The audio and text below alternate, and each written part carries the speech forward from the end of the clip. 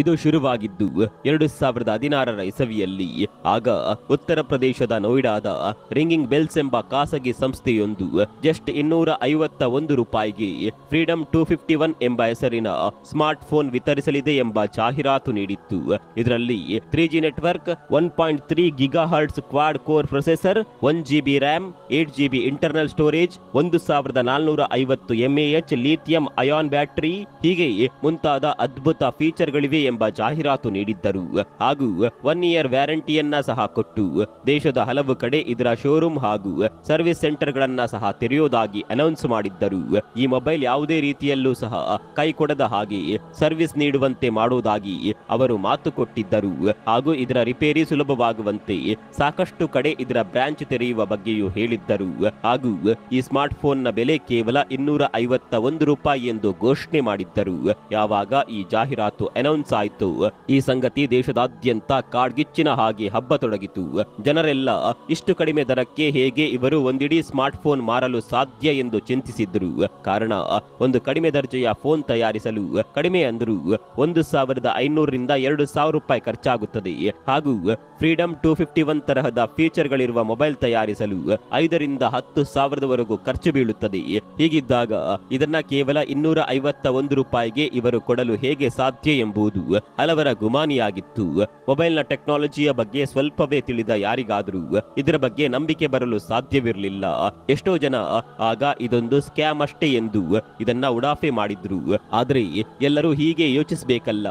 ಭಾರತದಲ್ಲಿ ಇಂತಹ ಸ್ಕ್ಯಾಮ್ಗಳನ್ನ ಪೂರ್ವಾಪರ ಯೋಚಿಸದೆ ನಂಬುವ ಎಷ್ಟೋ ಜನ ಈಗಲೂ ಸಹ ಇದ್ದಾರೆ. ಇವರಿಗೆಲ್ಲ ಯಾವುದಾದ್ರೂ ದುಬಾರಿ ವಸ್ತುವಿನ ರೇಟ್ ಕಡಿಮೆ ಎಂದು ಹೇಳಿದ್ರೆ ಸಾಕು, ಅದಕ್ಕೆ ಹಣ ಖರ್ಚು ಮಾಡಲು ತುದಿಗಾಲಲ್ಲಿ ನಿಲ್ಲುತ್ತಾರೆ.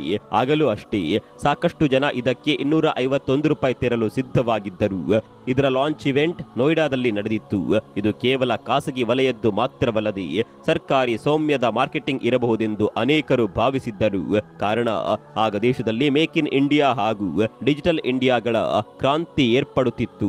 ಮೋಹಿತ್ ಗೋಯಲ್ ಇದರ ಲಾಂಚ್ ಇವೆಂಟ್ಗೆ ದೇಶದ ಆಗಿನ ಮಾನವ ಸಂಪನ್ಮೂಲ ಅಭಿವೃದ್ಧಿ ಸಚಿವರಾಗಿದ್ದ ಮುರಳಿ ಮನೋಹರ್ ಜೋಶಿ ಅವರನ್ನ ಸಹ ಕರೆಸಿದ್ರು. ಇನ್ನು ಇದರ ರೂವಾರಿಯಾದ ಮೋಹಿತ್ ಗೋಯಲ್ ಸಹ ಅಲ್ಲಿದ್ದರು.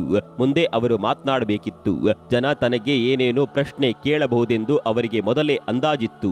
ಈ ಮೊಬೈಲ್ ಅನ್ನ ಹೇಗೆ ನೀವು ಇಷ್ಟು ಕಡಿಮೆ ಬೆಲೆಗೆ ಮಾರುತ್ತೀರಿ, ಇದಕ್ಕೆ ಬೇಕಾದ ಫಂಡ್ ಗಳನ್ನ ಎಲ್ಲಿಂದ ಸಂಗ್ರಹಿಸ್ತೀರಿ, ಹಾಗೂ ಅಷ್ಟು ಕಡಿಮೆ ಬೆಲೆಗೆ ಮಾರಿದ್ರೆ ನಿಮಗೆ ಲಾಸ್ ಆಗೋದಿಲ್ವೇ ಎಂದು ಮೀಡಿಯಾ ಅವರಿಗೆ ಕೇಳಿದಾಗ ಇದೆಲ್ಲದಕ್ಕೂ ಉತ್ತರ ಮೊದಲೇ ಸಿದ್ಧಪಡಿಸಿಕೊಂಡಿದ್ದ ಮೋಹಿತ್, ನಾವು ಇದಕ್ಕೆ ಬೇಕಾದ ಕಚ್ಚಾ ಸಾಮಗ್ರಿಗಳನ್ನ ಚೀನಾದಿಂದ ತರಲಿದ್ದೇವೆ ಹಾಗೂ ಹರಿದ್ವಾರ್ ಮತ್ತು ನೋಯ್ಡಾಗಳಲ್ಲಿ ಇದರ ತಯಾರಿಕಾ ಘಟಕ ಸ್ಥಾಪಿಸಲಿದ್ದೇವೆ ಎಂದು ಹೇಳಿದ್ರು. ಹಾಗೂ ಇದರ ತಯಾರಿಗೆ ಬೇಕಾದ ಹಣಕ್ಕೆ ಇನ್ವೆಸ್ಟ್ ಮಾಡಲು ನಮ್ಮ ಬಳಿ ದೊಡ್ಡ ದೊಡ್ಡ ಇನ್ವೆಸ್ಟರ್ಗಳಿದ್ದಾರೆ ಹಾಗೂ ಡೆಟ್ ಮತ್ತು ಇಕ್ವಿಟಿಗಳ ಸಹಾಯವನ್ನ ಸಹ ನಾವಿಲ್ಲಿ ಪಡೆಯುತ್ತೇವೆ ಎಂದವರು ಹೇಳಿದ್ರು. ಅಲ್ಲದೆ ಮೋಹಿತ್ ಗೋಯಲ್ ಅವರ ದೊಡ್ಡ ಫ್ಯಾಮಿಲಿ ಬಿಸಿನೆಸ್ ಸಹ ಬಹಳ ವರ್ಷಗಳಿಂದ ಚಾಲ್ತಿಯಲ್ಲಿದ್ದು ಅದರಿಂದ ಉಳಿಸಿದ ಲಾಭದ ಹಣವನ್ನೆಲ್ಲ ಈ ಮೊಬೈಲ್ ತಯಾರಿಗೆ ತಾವು ವಿನಿಯೋಗ ಮಾಡೋದಾಗಿಯೂ ಸಹ ಅವರು ಹೇಳಿದ್ರು. ಒಟ್ಟಿನಲ್ಲಿ ತಾವು ವಂಚಕರಲ್ಲ ಹಾಗೂ ಇದು ಸ್ಕ್ಯಾಮ್ ಅಲ್ಲ ಎಂದು ನಂಬಿಸಲು ಬೇಕಾದ ತಯಾರಿಯನ್ನೆಲ್ಲ ಹಾಗೂ ಮಾಡಬೇಕಾದ ಪ್ರಯತ್ನವನ್ನೆಲ್ಲ ಅವರಲ್ಲಿ ಯಶಸ್ವಿಯಾಗಿ ಮಾಡಿದ್ದರು. ಆದರೆ ನಂತರ ತಿಳಿದಿದ್ದೇನೆಂದರೆ ಇವರ ಇಂತಹ ಯಾವುದೇ ಫ್ಯಾಮಿಲಿ ಬಿಸ್ನೆಸ್ ಇಲ್ಲ ಹಾಗೂ ಇವರು ನೋಯ್ಡಾದಲ್ಲಿ ಕೇವಲ ಸಣ್ಣ ಕಿರಾಣಿ ಅಂಗಡಿ ನಡೆಸುತ್ತಿದ್ದ ಜನ ಮಾತ್ರವೆಂಬ ಸತ್ಯ. ಮೋಹಿತ್ ಗೋಯಲ್ ತಾನೊಬ್ಬ ದೊಡ್ಡ ಉದ್ಯಮಿ ಎಂದು ಹೇಳಿಕೊಂಡಿದ್ದರು. ಆದರೆ ಇಂಟರ್ನೆಟ್ನಲ್ಲಿ ಅದರ ಬಗ್ಗೆ ಯಾವುದೇ ಅಧಿಕೃತ ಮಾಹಿತಿಯೂ ಸಹ ಇರಲಿಲ್ಲ.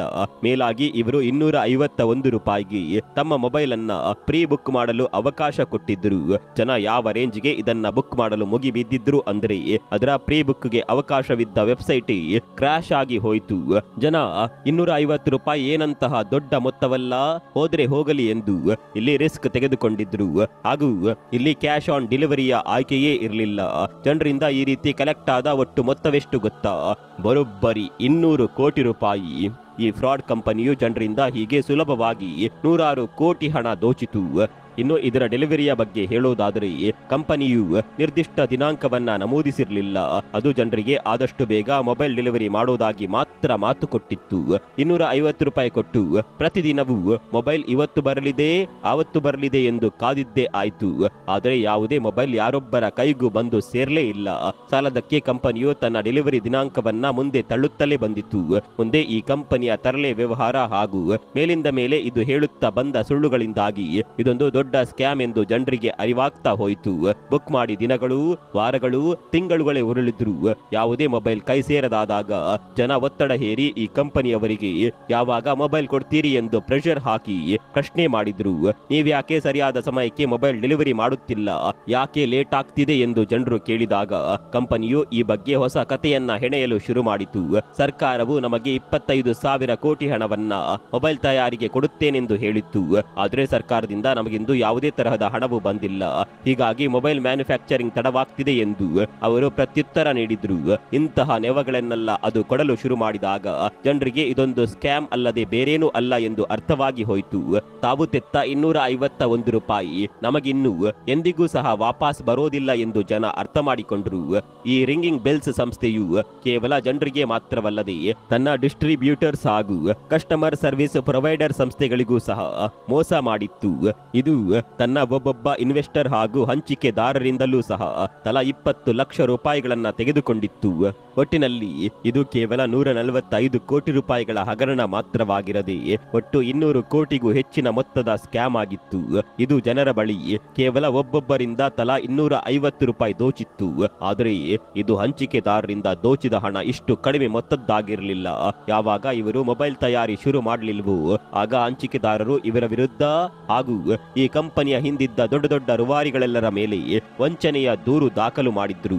ಜನರಿಗೆ ಯಾಮಾರಿಸಿ ಸುಲಭವಾಗಿ ತಲೆಮರೆಸಿಕೊಳ್ಳಬಹುದೆಂದು ಭಾವಿಸಿದ್ದ ರಿಂಗಿಂಗ್ ಬೆಲ್ಸ್ ಈಗ ಸರ್ಕಾರಿ ಸೌಮ್ಯದ ಟೆಲಿಕಾಂ ಇಲಾಖೆಯ ವಿಚಾರಣೆಗೂ ಸಹ ಒಳಪಟ್ಟಿತ್ತು. ಟೆಲಿಕಾಂ ಸರ್ವಿಸ್ ಸಹ ಇದರಲ್ಲಿ ಭಾಗಿಯಾಗಿ ತನಿಖೆ ಮುಂದುವರಿಸಿತು.